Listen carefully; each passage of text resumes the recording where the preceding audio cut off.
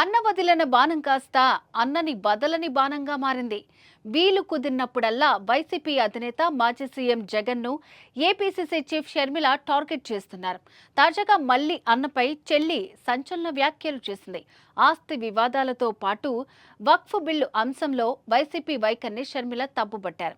వక్ఫ్ సవరణ బిల్లును నిన్నటి వరకు వ్యతిరేకిస్తున్నట్లు వైసీపీ కబుర్లు చెప్పి ఎన్డీఏకు బలం ఉన్న లోక్సభలో వ్యతిరేకించి కేంద్రానికి కీలకమైన రాజ్యసభలో మాత్రం అనుకూలంగా ఓటేసిందని మండిపడ్డారు.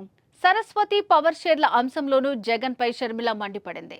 సరస్వతి పవర్ షేర్ల ఎంఓయూపై జగన్ స్వయంగా సంతకాలు చేశారని చెప్పారు.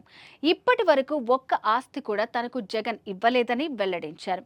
తమ తల్లి విజయమ్మకు సరస్వతి పవర్ షేర్లను జగన్ గిఫ్ట్ డీడ్ కింద ఇచ్చారని, ఇచ్చిన షేర్లు మళ్లీ తనకే కావాలని పట్టుబడుతున్నారని మండిపడ్డారు. కన్నతల్లిపై కేసు వేసిన కొడుకుగా, మేనల్లుడు మేనకోడలు ఆస్తులు కాజేసిన మామగా జగన్ చరిత్రలో నిలిచిపోతారని షర్మిల కామెంట్స్ చేశారు. జగన్మోహన్ రెడ్డి గారు స్వయంగా ఎంఓయూలో సంతకం పెట్టారు. తన చెల్లెలికి అంటే నా బిడ్డలకి ఈ ఆస్తులు అన్నట్లుగా సంతకం పెట్టారు. ఇంతవరకు కూడా ఒక్క ఆస్తి కూడా నా చేతుల్లో పెట్టలేదు. సరస్వతి సిమెంట్కు సంబంధించి ఎంఓయూలో అది నా భాగానికి వచ్చింది కాబట్టి దాన్ని జగన్మోహన్ రెడ్డి గారు గిఫ్ట్ డీడ్ చేశాడు విజయమ్మ గారికి.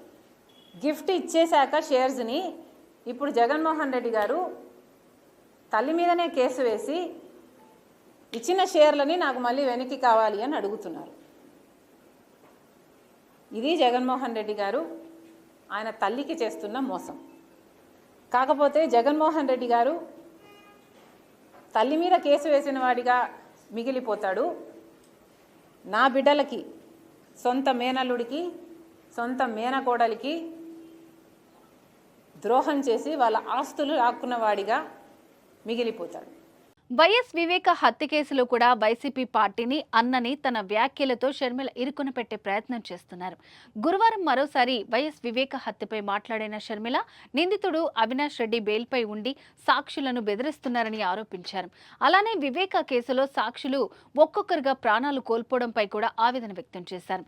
సునీత ప్రాణానికి కూడా రక్షణ లేదంటూ సెన్సేషనల్ కామెంట్స్తో రాజకీయాన్ని వేడెక్కించారు. ఇలా ఎనీ టైం జగన్ ని టార్గెట్ చేస్తూ విమర్శలు గుప్పిస్తున్నారు. మరి ఈ కథ ఎంత దూరం పోతుందో చూడాలి.